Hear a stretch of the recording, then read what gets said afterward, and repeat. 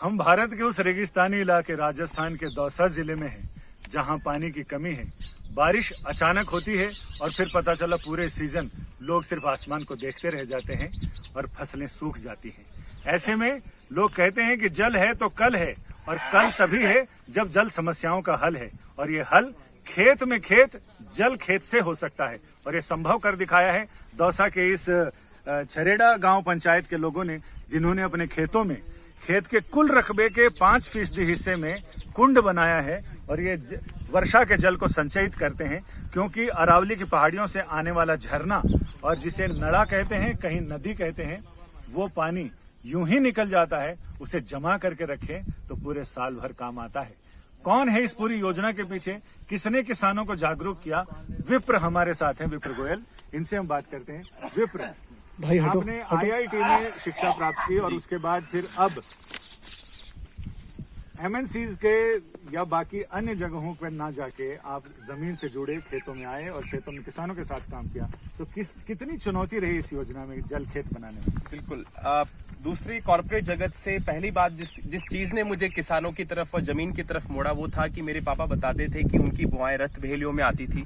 और एक ऐसा समय राजस्थान में था जहाँ सुख समृद्ध राजस्थान था, जहाँ कुओं में पानी था, जहाँ हमसे पहले वाली पीढ़ी कुओं में खेलती थी।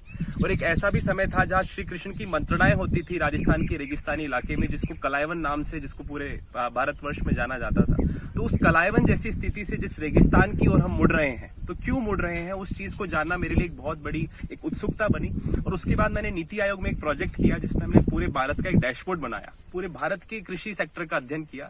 तो ये निकला कि पानी और बिजली का जो आधारभूत संकट है, वो पूरे भारत की अर्थव्यवस्था पर मंडरा रहा है।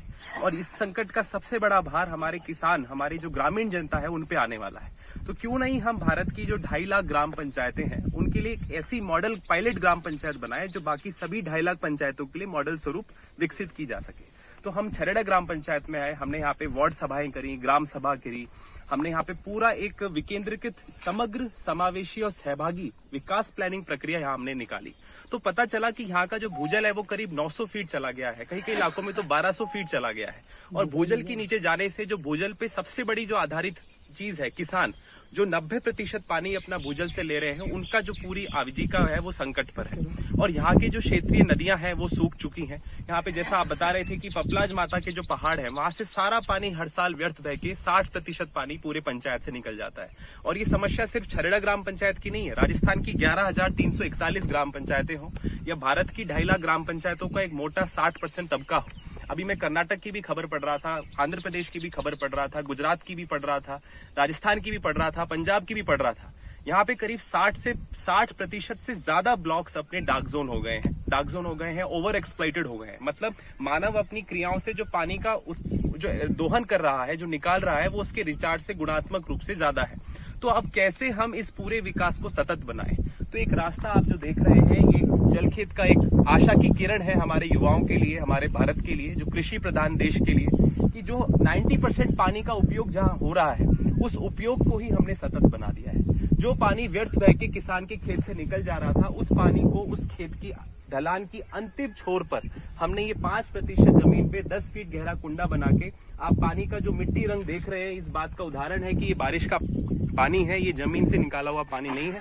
और इस तरीके से अगर पूरे भारत में जल कुंड बने तो 154 लाख करोड़ लीटर पानी, मैं रिपीट करना चाहूंगा, 154 लाख करोड़ लीटर पानी भारत अपने 1600 लाख हेक्टेयर उपजाऊ जमीन पर ही संरक्षित कर सकता है। और इससे हर किसान की आय में 2 से 3 गुना में इजाफा भी होता है। प्रकृति को भी हम साथ में लेते हुए आगे बढ़ सकते हैं। इसमें फ्यूचर की योजनाएं क्या है? क्योंकि आपने सरकार के साथ भी काम किया है, मतलब सरकार ने आपको अपने आमंत्रित किया, राजस्थान सरकार ने, केंद्र सरकार ने, कि हमारे लिए, पूरे देश के लिए आप एक प्लान बनाइए और उसको एग्जीक्यूट कीजिए। बिल्कुल।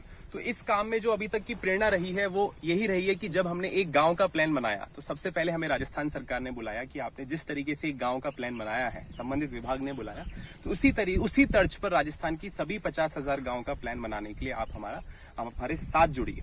और उसके बाद फिर भारत सरकार ने हमें बुलाया कि आप जिस तर्ज पर आपने एक गांव का प्लान बनाया है, उस तर्ज पर आप बाकी राज्यों को भी अवगत कराइए कि इस तरीके से किसानों को, जो किसान अपनी 1 इंच जमीन देने के लिए तैयार नहीं थे, आज वो अपनी 5% जमीन में इस प्रकृति पुनरुत्थान के इस महायज्ञ में अपनी आहुति दे रहे हैं। तो इस यात्रा को जब भारत सरकार ने जाना तो उन्होंने भी हमें पूरे भारत में भेजने का प्रकलन छेड़ा, सभी राज्यों को एडवाइजरीज भी गई।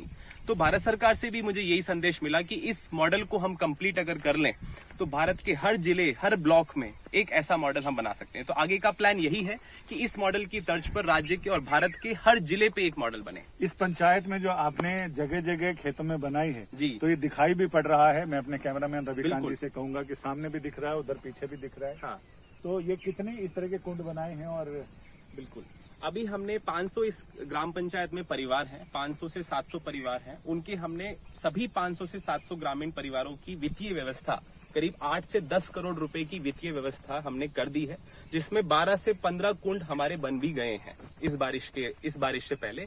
और बाकी के कुंड अभी खरीफ फसल जब कटेगी उसके बाद सर्दियों के। इसके अलावा आप इसको कहाँ कहाँ लेके जा रहे हैं? अभी राजस्थान की बात करें तो अलग अलग जिलों में किधर? हम अभी सोच रहे हैं कि अलवर में इस काम को करें, नीमराना में, और हरियाणा में भी हम धारूहेड़ा में इसको सोच रहे हैं। और हम चाह रहे हैं कि काम की इच्छा से ज्यादा उसकी वित्तीय व्यवस्था भी उतनी ही इम्पोर्टेंट है। तो जहाँ जहाँ वित्तीय कोष बने हुए हैं उस इलाकों से हम एक एक गांव को जोड़कर। एनजीओ का आपको अनुभव नहीं था, फिर कैसे आपने सारी चीजें की? किन किन कंपनियों से टाई अप किया और उनको बोला कि आप अपने जो कंपनी का वो सिविल तो सोशल सर्विसेज का है जी, उसका फंड कैसे इसमें यूटिलाइज किया? बिल्कुल। तो गांव में सबसे बड़ी समस्या है कि जो क्षेत्रीय शासन होता है वो संपूर्ण रूप से अपनी योजनाओं से अज्ञान होता है। क्षेत्रीय जो प्रशासन होता है वो उसके पास मैन पावर की कमी होती है, और जो क्षेत्रीय जनता है, जो तीसरा तबका है, वो संपूर्ण रूप से अज्ञान होती है।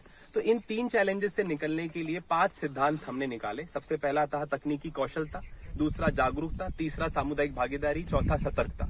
इन सिद्धांतों के बेसिस पे हमने एक रणनीति बनाई, और अब इस रणनीति हमने जो आपने पूछा, हमने 8 जिलों में 2800 लोगों की टीमें भी बनाई। तो हमने ये देखा कि अगर सच बताया जाए, अगर समस्याओं का समाधान दिया जाए, तो आज भी हम वो निष्क्रिय जनता को एक सही क्रिया की तरफ मोड़ सकते हैं, जिसमें अपनी आजीविका का भी ध्यान रखे और प्रकृति का भी ध्यान रखे। इसमें केंद्र सरकार की से कितनी उम्मीदें हैं और क्या आप लोग चाह रहे हैं? बिल्कुल, अब केंद्र सरकार में अलग अलग योजनाएं हैं, जैसे अटल भूजल योजना है, प्रधानमंत्री कृषि सिंचाई योजना है, जिसमें उन्होंने हर खेत को पानी या पर ड्रॉप मोर क्रॉप की बात की है। तो सारी योजनाएं भारत सरकार और राज्य सरकारों ने तैयार कर रखी है। आज मसला है उनके क्रियान्वयन का, जमीनी क्रियान्वयन का। तो जमीनी क्रियान्वयन के लिए एक उदाहरण हम प्रस्तुत कर रहे हैं, जिससे भारत के जो 32 लाख जनप्रतिनिधि हैं गांव के, उन गांव के जनप्रतिनिधियों को एक उदाहरण मिले, और आज के जो युवा है उनके लिए एक बहुत बड़ी प्रेरणा स्रोत बने ये, कि जो युवा आज पलायनग्रस्त हो रहे हैं। मैं आज अपने एक साथी युवा को यहाँ बुलाना चाहूंगा, जो इस पंचायत के बहुत ही एक्टिव युवा है, श्री गौतम जी।